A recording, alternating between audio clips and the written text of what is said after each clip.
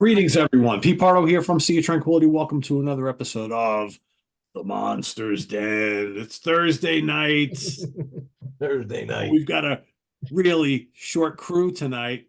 We were supposed to bring you our favorite albums, favorite movies. I talk so much about music on this channel. Favorite movies of 1994, celebrating 30 years. But half of our team dropped out for various reasons over the last 2 days, and then there were three. So we decided, because everybody prepared for this episode, we're going to do that episode 2 weeks from tonight. Tonight is going to be one of those fill-in episodes that you guys really love anyway, talking about stuff we've picked up and watched in recent weeks, because we're always watching and buying and all that sort of thing. Craig Kaminski and Dan Brown and myself, we're here today. So we'll give you like a little mini Monsters Den, right? At least you get something. So what's up, guys? How are you? Something to tide you over, as they say in a Yes. creep To show. tide you over. This decision Went was to the made rapid literally fire. about an hour ago. So yeah. Keep you happy till dinner. That's right. That's right. So we've got some stuff to show and tell, right? So Dan, why don't you kick us off? We'll Right. do Well, two trips around. So give Well, I it- haven't been watching that much. I just, got into the buying frenzy of some stuff and upgrading and really getting into this 4K, but yet being very selective in what you can get, trying to get things that are you personally like. So the one thing I just bought, I watched it numerous times. I saw it in Times Square with Who's Harry Crumb. I thought it was the greatest grindhouse feature I had ever seen in my life in the middle of the afternoon one time. And that is Killer Clowns from Outer Space. And it's out in 4K. And interestingly enough, I'm not big into like it. I like to the movies. Okay, doesn't have the slip sleeve. I don't care. It's nice. It looked nice on the shelf. I can't understand. It's you buy a thing and you're selling the slip sleeve for $25. Aren't you buying the movie? So anyhow, but that's everybody has their thing. Yes, this is in a steel box, but the steel box was cheaper than buying the actual regular one. So I said okay, but I picked this up. I've seen it. Everyone knows about it. So I have I bought. I wonder when you do get around to watching it, let me know how it is, because I bought the steel book of the Blu-ray a couple of years ago, and it looks great. And then I saw this came out, and I was like, I know it's the 4K thing now. It's just it's because you see some of these things and it blows you away. Yeah. Now, thanks to Davey, who's out celebrating his birthday tonight, he was talking about this. Maybe. Yep. And I said, he started talking about Blood on Satan's Claw. Oh yeah, there you go. And the Witchfinder General, which in fact is in 4K, and that's on 88 films, they do stunning work with this stuff. And so I had Witchfinder General only on DVD from an MGM series. I did buy Blood on Satan's Claw, I think 2 years ago, but the fact that it's once again, it's one of those films in 4K, it's just going to go bang. So I might be putting the other one up on eBay soon to get rid of the other stuff. So maybe I'll let everybody know on the show. Come visit my store as I empty out the archive. But I got these, and honestly, the funny thing about it is that they were sold out both on the 88 Films website. It was sold out on a place that I use in the US called Diabolic DVD out of New Jersey. But I came across, I put it on our list one day, Atomic Rocket. I'll just send you the link on it. Another new boutique like distribution house like Diabolic. I ordered it because they were the only ones that had it in stock. And I said, let's roll the dice. They seem legit. Let me tell you, within 7 days, they were in my hands. Good. So it's another new source of getting foreign films without having to send it from England and deal with shipping and so forth and so on. It's usually a flat rate. This was free shipping. Diabolic DVD charges like a flat $5 or $6. Yeah, it's pretty cheap with them. Yeah. It's worth it. Okay, something that I did make a guy named Lars von Trier out of Denmark. Okay, back in the 90s, he had a series called The Kingdom, which was about a haunted hospital. And these zany characters, it feels like Twin Peaks. It feels like it's a hospital that's built over a haunted ground that was once a natural like bleach pond that they used in the 1300s. But there's spirits there, and there's weird shit going on in the hospital, the best way to put it. It's just one of those mesmerizing films.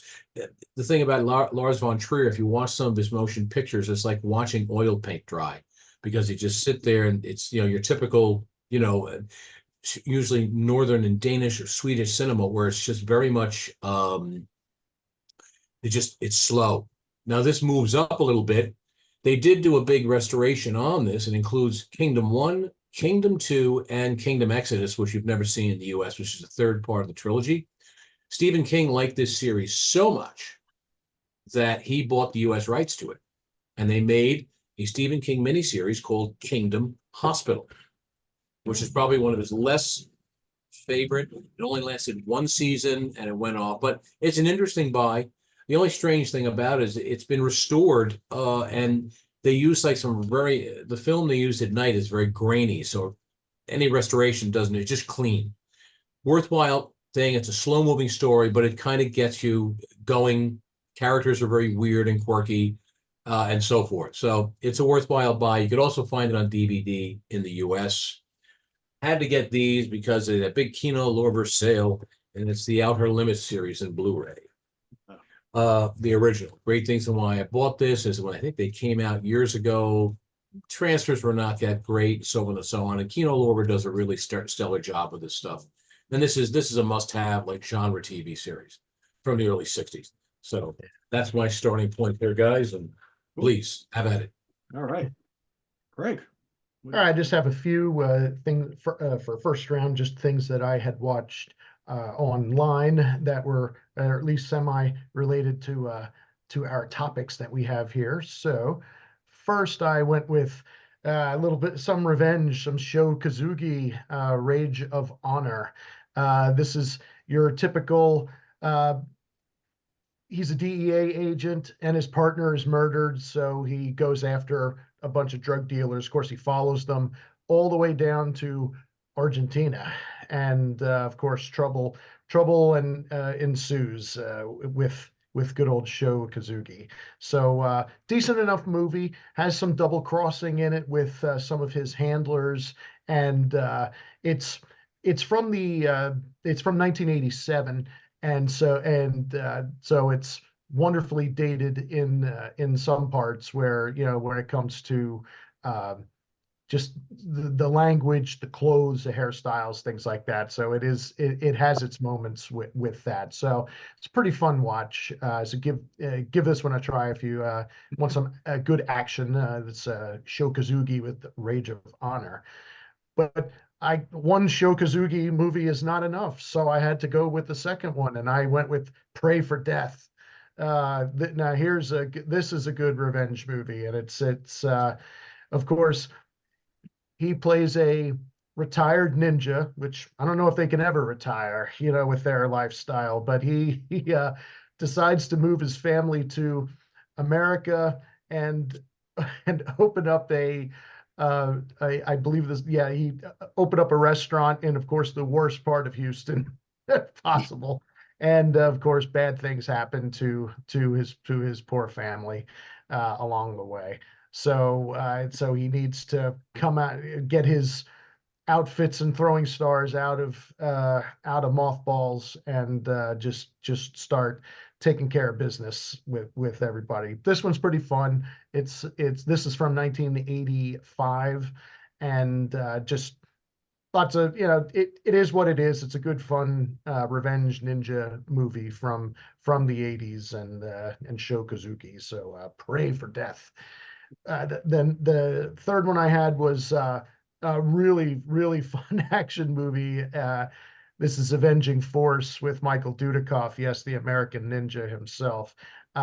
This is just there are some scenes in this. It was supposed to be kind of a sequel to Invasion USA with Chuck Norris, but it's in the same sort of realm as that, where Michael Dudikoff's character is fighting against a bunch of extremists in this. This one, it takes place primarily down in the swamplands in Louisiana.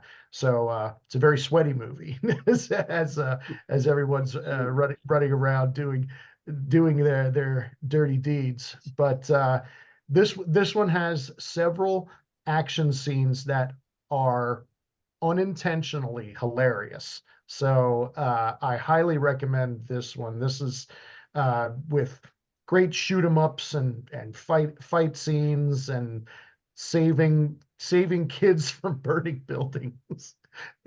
You'll know that when you get to that part, you will you'll have a few moments of laughter. But it's a good Canon Films movie from I believe this is 86.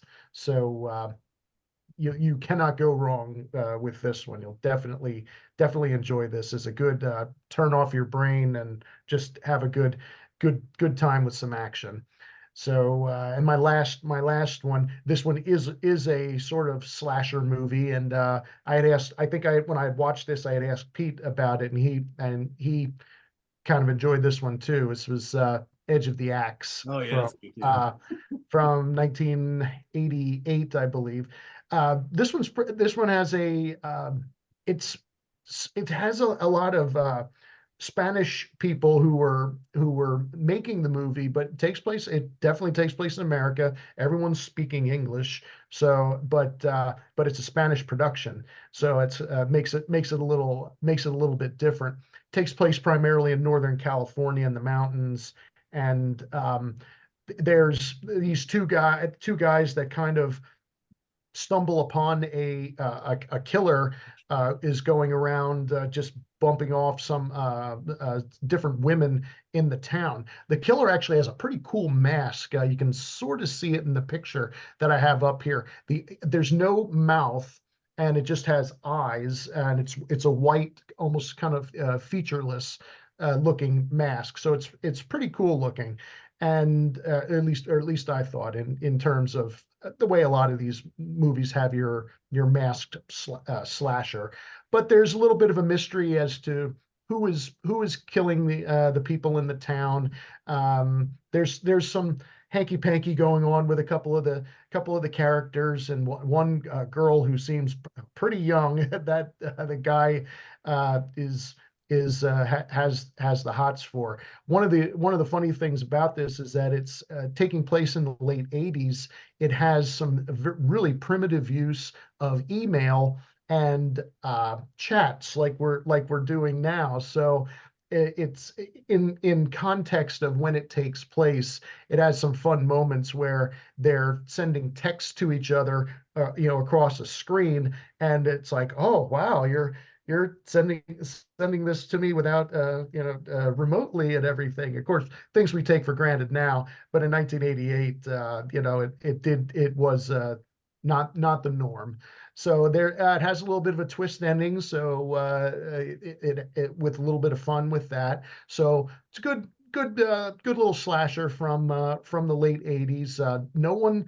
I don't think there's anyone that I recognized of any note in this movie. So and it's a quick 90 minutes. So have some fun with Edge of the Axe. These are all four of these movies were on Tubi and are free for streaming. So this one was a lot of fun. I was glad I took the time to watch this one. Yeah, that's pretty solid little like kind of like unknown underground slasher from the late 80s. I took advantage of an Arrow Blu-ray sale a couple of years ago, and I picked that up just on a whim. I had never seen it, never heard of it, and it's fun. It's pretty good. Some Yeah. good gore in it. It's not too over the Yeah. top, but it's good. Yeah, it's good. And a little bit of a mystery too, because you don't Yeah, know it's not made obvious who the not at killer all. is, and they do once it's revealed have a reason for doing everything. So fun little movie. Yeah, yeah, I enjoyed it. It's a good one. Cool. All right, kind of like Dan, I think mostly what I've got here to show for the most part is upgrades to stuff that I already had in obviously the 4K format, and a couple things here are new to me. But first one I picked up The Mist on 4K. You know, no matter how many times I've seen this film, the ending still like just guts me every single time. Even though you know it's coming, you just like you watch it again and you're like, oh, this is still so heavy and so horrible, right? It looks amazing in 4K. I think the kind of I mean, they didn't have a huge budget on this film, but I think the effects, it's like prosthetics mixed with CGI works really, really well. I love the acting, the performances here. The 4K presentation looks spectacular. The sound is good. What's really interesting is that, there's both versions on here, the black and white and the color. And I know Oh, Frank Darabont has gone on record, the director, saying that he prefers the black and white, and that's what he originally wanted to release it in. I don't know. It's like it's cool, but I much prefer the color. Yeah. I mean, most of it's in the supermarket anyway. So I mean, Exactly, right? Yeah, yeah. yeah, I don't You know, know. the ending of that film, Stephen King never had an ending to the story. Right. If you read the story, it ends where the yeah, spider steps over, and Frank Darabont actually wrote that ending.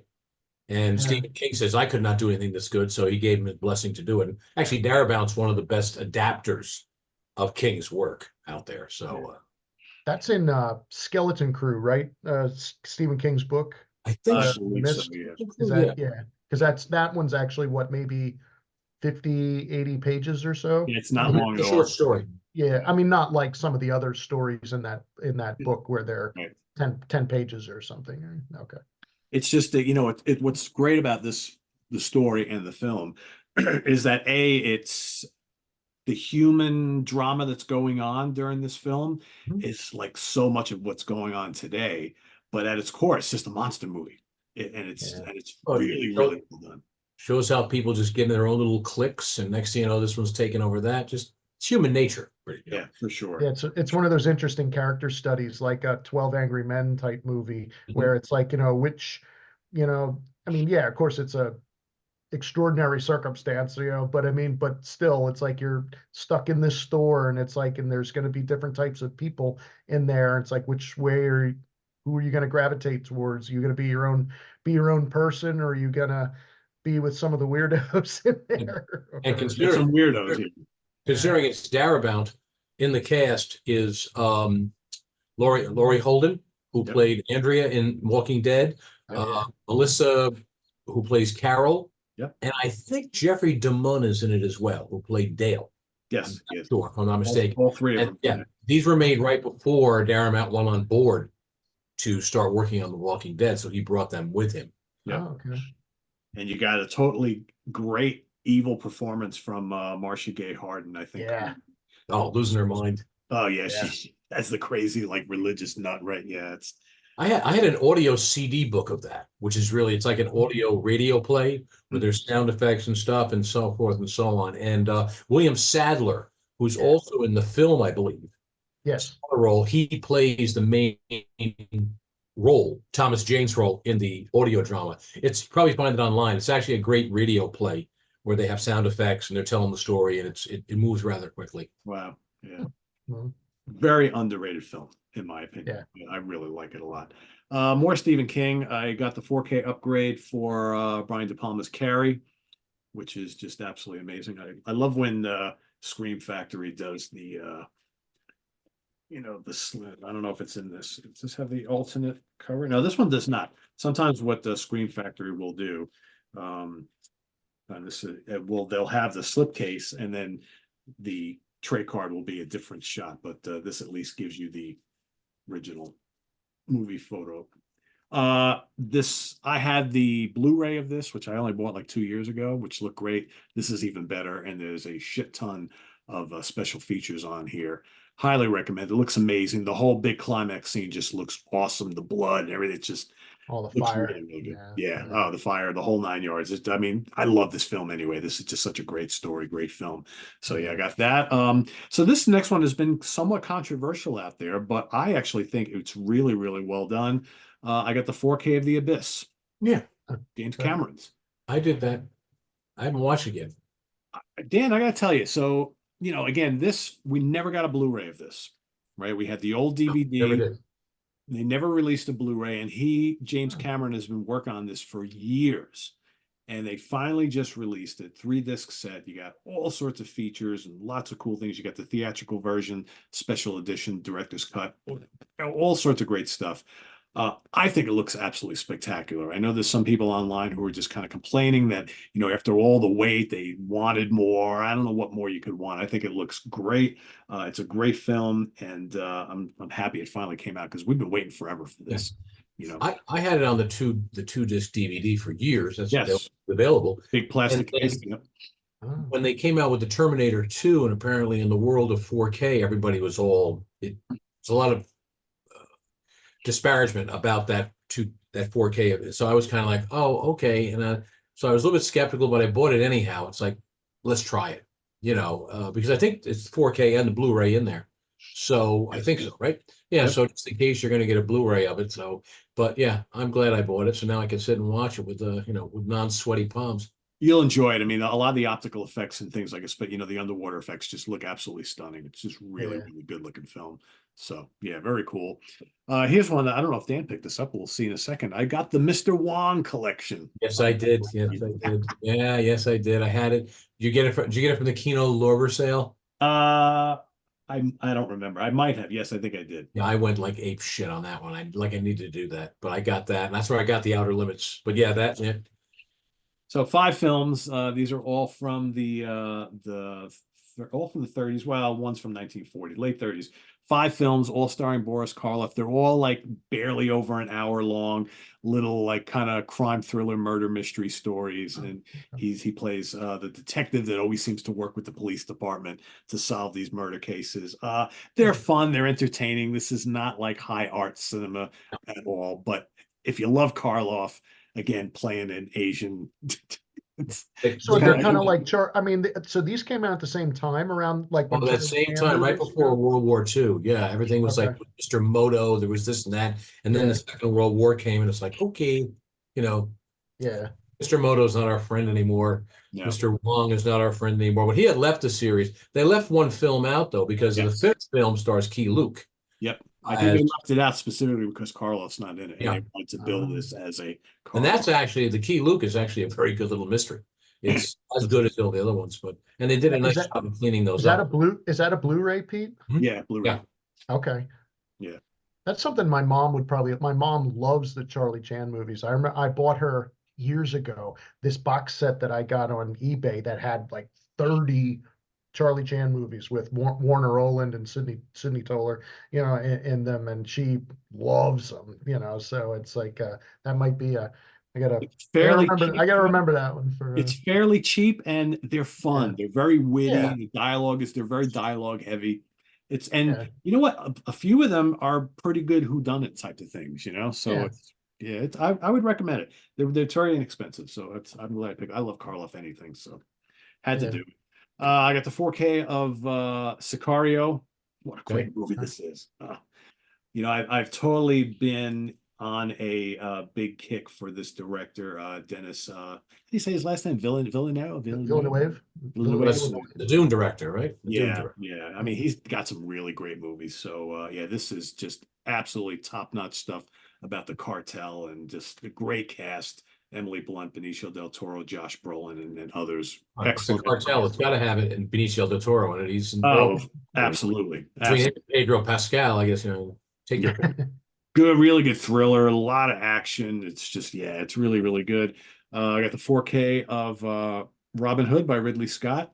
Very underrated film. I actually really like this a lot. I think a lot of people shit on it because it changes so much of the Robin Hood mythos, but I think it's a lot of fun. It's a great action film, a lot of good war scenes and whatnot. I like it. I broke down and got Scarface Oh boy. on 4K. Yeah, gotta have it, right? Oh boy. I got Heat as well. I didn't pull it out. I bought a bunch of the mob stuff, and then I got the 4K set of JFK. Oh wow. What the hell? How many? Jesus. All right. So what do you got in there? So you get a hold on. Do you have that documentary JFK Revisited? Is that in there? Geez, I don't remember. It's Oliver Stone did a the documentary. Zapruder film's in there too.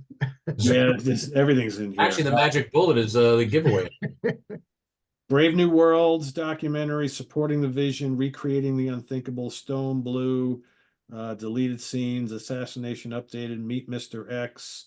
One person can't make a difference. No, that's not included in here, Dan. But Okay, that's a documentary he did last year where he updates all of the information he had found. It's kind of like Oliver Stone's Let's Continue the Conspiracy, but it's entertaining watch.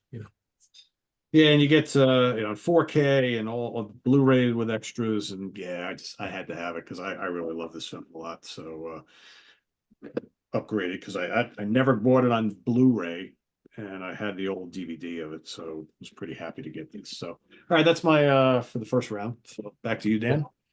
Round two. Okay. All right. Well, for starters, I yet to watch it, but something I've had for many years, long, long time ago, far, far away through Kino Lorber. And this is a film called Underworld, based on a Clive Barker story. It came out in the theaters under the name Transmutations, and it was out on Vestron Video. And that was it. So this, you get a really clean print of this. I'm not going to go much into it. You have to see it to understand it. It's not a great film, and it never really got much theatrical release, but it's a fun burn, fun watch. So I'm looking forward to seeing this. Had to get this one. Why not? 4K, The Crow.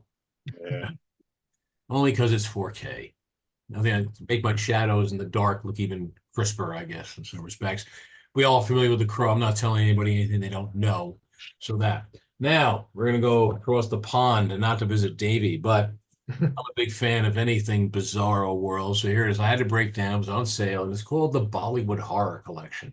Oh. That came out from Mondo Macabro. No, they do good stuff. Which was a DVD company for many years. They had put things out like Dracula. It was Dracula in Istanbul. No, Dracula in Pakistan. These are just fun. There's takeoffs on Nightmare on Elm Street. There's takeoffs on vampire films. And of course, there's got to be a musical number in there anyhow. So it's kind of like having an acid trip and not having any drugs. Didn't Mondo Macabro just do the most recent Nashi film? Nashi, they do the Nashi films, yes. Yeah. So they decided to upgrade all this, but this has in here, this has 1, 2, 3, 4, 5, 6 films, and once again, a lovely little coffee table book that explains what's going on. Great liner notes, you know. I don't have it with me right now, but I did go out and buy, they just released the 1944 version of the Bluebeard, starring John Carradine, an Edgar Ulmer film. Looks really nice. I mean, it really does, because this was a public domain movie that was just beating the shit out of over the years. They did a really nice job restoring it the best they could. It's probably one of, aside from The Black Cat, it's the second best film Ulmer did. He did it in like 7 days. He filmed it in 1 week. And Carradine plays, Bluebeard, basically a serial killer. And, with women, that's a worthwhile thing. Last one for now. Here we go. Want to go? Okay, well, this is called the Game Trilogy. This is a Japanese series from the 70s. And this stars a fellow by the name of Yusaku Matsuda. Yusaku Matsuda was like the Clint Eastwood of Japanese action cinema. He did this great Game Trilogy, put him on the map. He plays kind of a degenerate cop in a trilogy of films. He's pretty much on par with Harvey Keitel in Bad Lieutenant, but he doesn't, perform any weird sexual acts with people in cars. And it's just a good, and had this certain appearance about him. Now, Americans are unfamiliar about him, and the only film he ever made in the United States, if anyone has ever seen Black Rain with Michael Douglas and Andy Garcia, he plays the bad guy who's in the long leather coat. Now, you may not be able to recognize, because here he is looking, long hair and all this stuff. Sadly enough, he was a huge matinee idol there, and while he was making Black Rain, he was dying of cancer, and he had stomach cancer, and he died like a week or so after finishing the filming. So he looks rather drawn and emaciated, but he is such a cult figure in Japan that they base one of the characters in Fist of the North Star on him. They also, Cowboy Bebop is based on him. So he has this huge, this huge following in Japan. He was not around long enough. They're fun little cop thrillers. They're fun little games. Like I said, he's a degenerate gambler. He's a drunk. He's just a no good son of a bitch. And he's out there, but he's not really a cop. He's a hitman.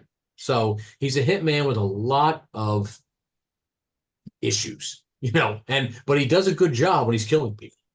That's it. But after that, he's kind of like, have you ever seen The Zero Effect with Bill Pullman and what's his name? Stiller and Mira's son, Ben Stiller.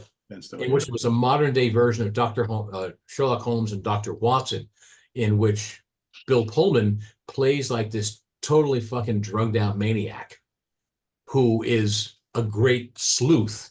And Ben Stiller plays his sidekick who kind of keeps him in line. But after he finishes a day's of work, he's like blind rage drunk, tearing his room up and shit. So this is what he's like in this thing. When he's not killing people, he's a wreck. When he's killing people, he's totally in control. That's all I've got to say right now. Actually, there's a couple of things coming in. I'll break up note. We don't talk about older films that much. Speaking of Mr. Wong, there is a series of 3 films starring William Powell, who was the Thin Man in the 30s. And they are 3 films based on the detective called Philo Vance. Oh, yeah. And Canary Murder Case, the Benson Murder Case, and the Green Murder Case. These films have been elusive for 70 years. They rarely showed up in syndication packages. And in all reality, William Powell played Philo Vance in 4 films. The Canary Murder Case also stars an actress by the name Louise Brooks. She was a star in Germany, an American actress. But yeah, these films are real gems that have not surfaced, and they've done a great 4K and 2K restoration with the negatives. That's coming out, as well as a voodoo film from 1934 from Colombia called Black Moon, starring Jack Holt and Fay Ray. And it's about voodoo in the traditional sense of the word, not zombies like this. In going back to Haiti, I saw it years ago in a retro house. They had pulled it out of the Columbia vaults. They've released that. Another one coming out, although it's been on Criterion, is a film called The Uninvited with, what's his name? Ray Milland, ghost story. But the great thing about it is that it is paired with a quasi sequel to it called The Unseen, which has been out of circulation for many years. It's a great little dark house mystery, but basically the attachment it has with The Uninvited is the lead actress. It was Gail Patrick. They were trying to build her up, but it's an interesting little mystery that came out. And then finally, the last one is Cat and the Canary, which I just also bought from 1927. Yep, restored. Boom, beautiful job. Great, great data inside. I mean, just great, great information. But it is stellar. It is stellar, and you really start watching, you realize how great of a director Paul Lenny was, as far as visually. So that is definitely worthwhile. We've shown that at the restaurant with a friend of mine playing live piano accompaniment with it in the past. But it's a real stellar film. So that's most of the stuff I've been farting around with right now. So my copy just came in like 2 days ago. I can't wait to watch it. I got mine last week. Very cool. What about you, Craig? What do you got to finish us off with? Today, actually, I just finished watching on Disney Plus. I was watching the X-Men '97 cartoon, it's one of those. It's a continuation of the cartoon that Fox used to show on Saturday mornings that ended back in '96, '97. I'll tell you what, even if you have superhero fatigue, this cartoon is really well done. They got a lot of the original people that did the voices back from the '90s, and some of the storylines that they've done in the cartoon are straight from the comics. Some of them from the '90s and from the '80s also. So it was really a good 10 episode. Each one's about a half hour or so, but it wrapped up really well.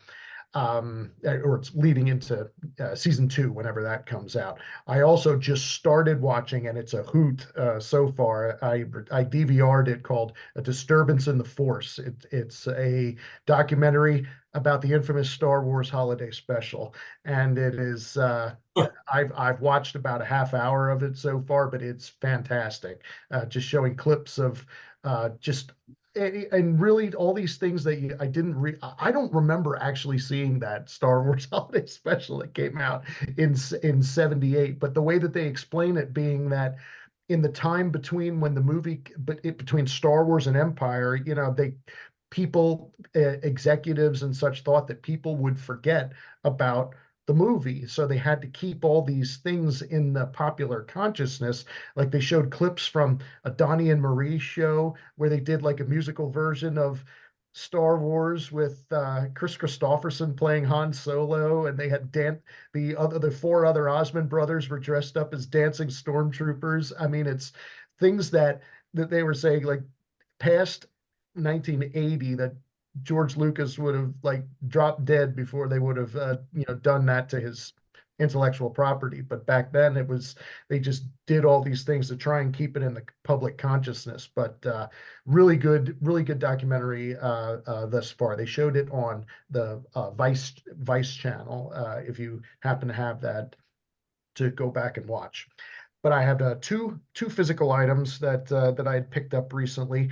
One, and I finally went out and got it because it was a few weeks ago. Turner Classic showed Apocalypse Now, so I went out and got the final cut version on 4K. This one, well, now it was pretty hard to find. Pete and Chris were both telling me at the time when this came out a few years ago, it was pretty reasonably priced, considering that it is a mammoth set with all three versions of the movie, the original 79 theatrical, the Apocalypse Now redux or redo, and then the final cut, along with a slew of bonus features, plus the entire Hearts of Darkness documentary about the making of the film.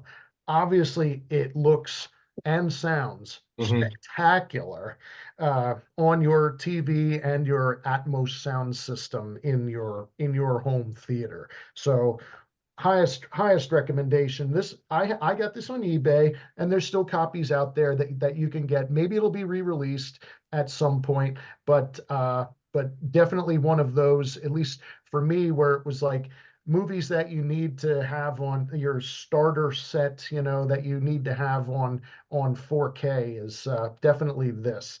I still think I like the original theatrical version, which is the shortest one, probably the best, because it's a nice lean story that keeps all the things in it. In a nutshell, the Redux version has the long French plantation scene towards the end, and also has a scene where the guys on the boat come across the Playboy bunnies again after they had their dancing show, and then along with a few other parts that are elongated, or the stealing of Robert Duvall's surfboard is included in the Redux. The final cut kind of meets them halfway. It removes some of the French plantation scene, all of the Playboy bunnies scene, but then keeps some of the smaller parts in it. So it kind of is a halfway point between the two. Either way, you're in tune for 2.5 to 3 hours plus of classic filmmaking from Francis Ford Coppola, and in my opinion, just Robert Duvall. That's the scenes that he is in is just are hilarious, and just commanding. All his presence is just Say it, Craig. He so chews great. up the It's so chews up great. the scenery, man. He chews Yeah, it. he is so great as Bill Kilgore in that scene, just in those scenes, just absolutely hilarious. Just it's Charlie's point. Charlie don't surf, and what the hell do you know about surfing? You're from goddamn New Jersey. Yeah, I mean, just such a classic movie, and of course, once you get at the end when Marlon Brando shows up, it's very bizarre, and with all the imagery and the, quite frankly, kind of gross sacrifice of the bull, or at the end, but it's a masterpiece for a reason. So it's highly recommended if you can find this version, or and get this on 4K for viewing. Yeah, it's the ultimate version. Any fan of that film needs to have that version. It's just got everything you're ever going to want or need, and it's the best visual presentation and sound presentation I've ever seen of it. It's absolutely stunning. That's like what you call a demo disc. If you're going to demo your system at home to show off what you got, even though it's an older film, it looks amazing and it sounds amazing. Yeah, that whole scene with the Wagner and the Uh, helicopters and everything. And even I was showing it to my wife, and I said to her, I said, remember, this is before CGI. yeah. Those helicopters and all that stuff, that's all real. All those extras and those people They running rented for it their from lives, I Trilogy. said, that's all real.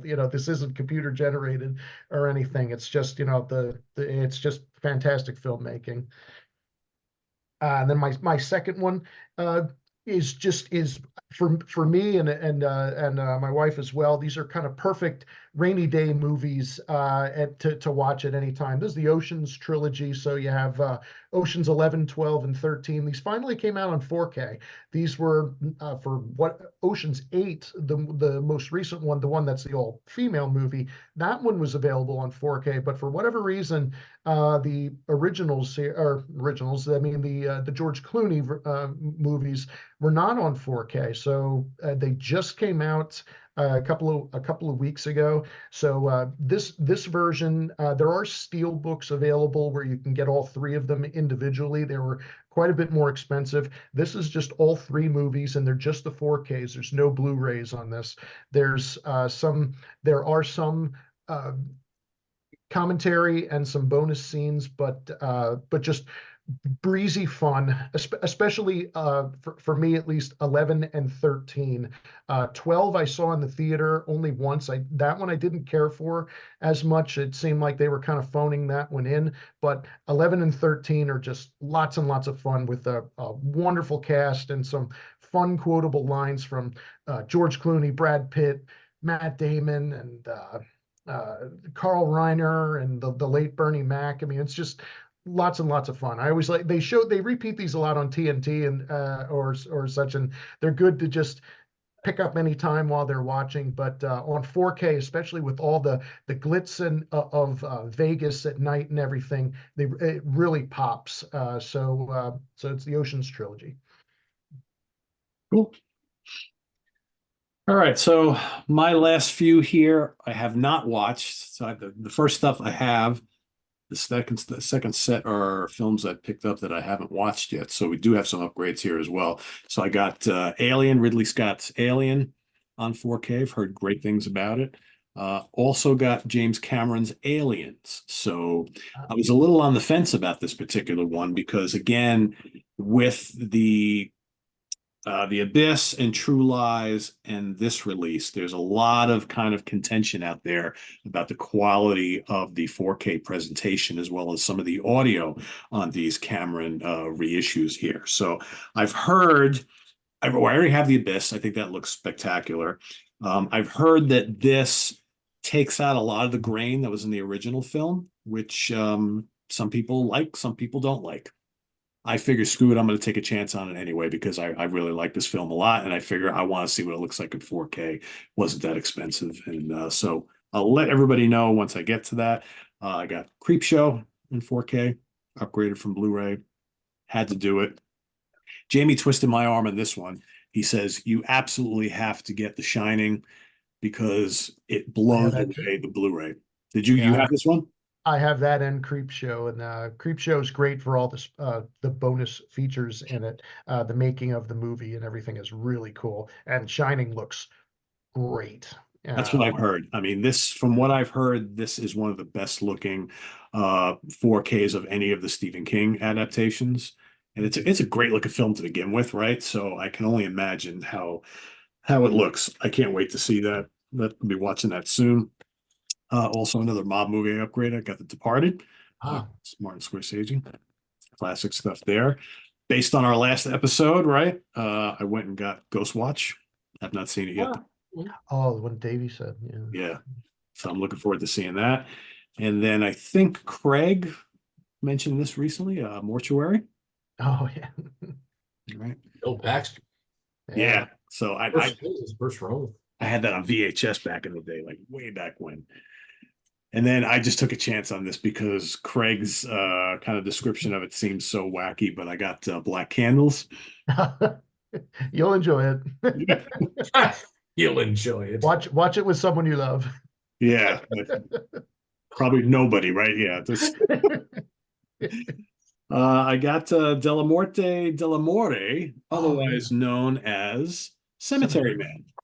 Is that the big deluxe? Yep, that is. Yep. So it's got the book, and it's got the 4K, right? Which has oh geez, there's all sorts of stuff. What is this? 4 discs? Yeah. I mean, it's just jam packed there. have not watched this yet. I've had this bought this fairly soon after it came out. But of course, this is the Michael Suave film, and I recently talked about how I also picked up The Sect and the other film, which are lots of fun. Out of church. Yeah. Church, yep, absolutely. And then last but not least, my buddy Kirk gave this to me. I haven't watched it yet, but it's a Italian, God, what do they call the Italian action adventure films? I can never remember what they're called. Franco Nero and Company, Hitchhike. Oh yeah, Oh, David Hess. Yeah, that's a great film. Bullets. Yeah, David Hess, one of his psychotic roles.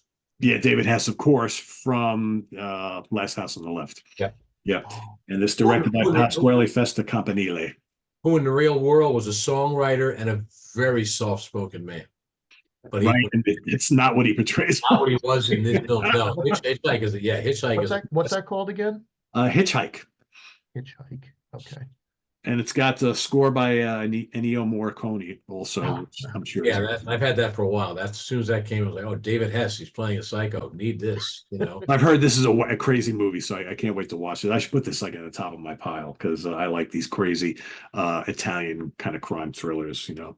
So one last thing I just want to say that I saw before I forget. I did buy the Mask of Fu Manchu, the Blu-ray. The Boris Karloff one. Did a really nice job on that. So who put that out? That's what was that? Warner Archive. You know, they put out like Mad Love and just came out this last week. I was going to say I don't think I have that on DVD. That just came out. That nice job with it. It's all restored. You know, it's so funny. They say it's taken from the original negative. But very much in like when you watch the Spanish Dracula, when they find the brides in the Spanish Dracula, the film is a little bit degraded because it was 16 millimeter they had for that. In the Mask of Fu Manchu, there's a couple of scenes that were cut, although it says it comes from the master negative. You can see a degradation in a little bit of the scenes that were cut out for certain audiences. But overall, just a fun thrill, great commentary on it as well. No other specials on it, but there was great commentary track talking about when they made it. And it's just really a great camp classic. And last thing about those two I showed earlier, the Witchfinder General and the Blood of Satan's Claw, just anybody out in our audience out there, they're on 88 films. Understand the 4K will play on a 4K player in the US. Yeah. The Blu-rays that are included in this box, you have to have a Region 2 Blu-play. But that's why I get the 4K because it is, you know, you can use it anywhere in the world. Thanks for mentioning the Mask of Fu Manchu. I see that now, so I'm gonna have to get that. Did you ever get, by the way, Dan, the Fu Manchu box set that was released, the Christopher Lee films? I get the one on Intruder, on the import one. Yeah, the yellow box. Yes, I got that a long time ago. I originally had a German DVD box of that they had the 5, and then they came out with that. I think is it Intruder or Indicator? It might be Indicator, yeah, and that's imprint. It's Region 2, yeah. right? So no, they did a nice job with it. Nice job. Like I said, I had a Region 2 player for a while, and you know, there's some things you don't ever show. Like, you really haven't shown up here in the quality that some of the stuff in Europe comes out in. That's why you grab some of the European stuff. Yeah, I got to get a Region 2 player. That's one at the top of my list to get that once I do upgrade. But yeah, so much to get, so little time. So little time. Yeah, you showed that Cemetery Man. Chris and I saw that at a Italian film Giallo fest on 35 millimeter. I'd never seen the movie before, and it was I remember that it was fun. It was fun, but it's just I do remember that it seemed to have ended in like 10 different spots. Like at the end of the movie, it's like, oh, okay, it's over. No, it keeps going. No, it keeps going. It keeps going. But then the main female female character in that movie. Oh my gosh! I mean, wow. Yes. I don't even know what her name is, but I remember sitting next to Chris, and I was like, yeah, this film is like, who is that? This film has suddenly gotten a lot better all of a sudden. I was like, wow. Who cares what's going on? As long as she's on screen, right? Yeah. Yeah, so there you have it, everybody. Hope you like our little fill-in episode. We actually had a lot to talk about here today, so pretty good. We'll come back at you in 2 weeks with our regularly scheduled program going back to 1994. We should have the whole full crew on with us, and then what we were going to do 2 weeks from today, which is visiting the video nasties, that will be 4 weeks from today. So till then, visit us on the web at www.seatranquility.org. We're on Facebook, we're on YouTube all together all the damn time. Please subscribe if you haven't already and click on that notification bell to get alert of all of our content as a post. And please do hit the like button before you leave. For Dan Brown, who's got a brand new beer debuting at the warehouse this weekend, please talk about that real quick before we Liberty go. Street Lager, had a beer brewed for us by a local brewery that we know that can do small batches. So we are unveiling a lager, 5.2% ABV, nice clean lager called the Liberty Street Lager. And there you go. And we're launching that tomorrow. The next step in evolution in owning like the anti-chain. Go. So go hit up on the warehouse at Liberty Street in Newburgh, New York, and go have some Liberty Street lager. I will be doing that fairly soon, as soon as I can get there. And yeah, for Dan Brown and Craig Kaminski, I'm Pete Pardo. Good night, everybody. Thanks for watching us here on The Monsters Den. See you soon. Friday morning at Funhouse with Martin Popoff coming up first thing tomorrow. Till then, take care, everybody. Bye-bye. Happy birthday, Davey. That's right. Happy birthday, Chris, Davey. Chris, Davey, whatever. That's right. Take care, everyone. Birthday boys.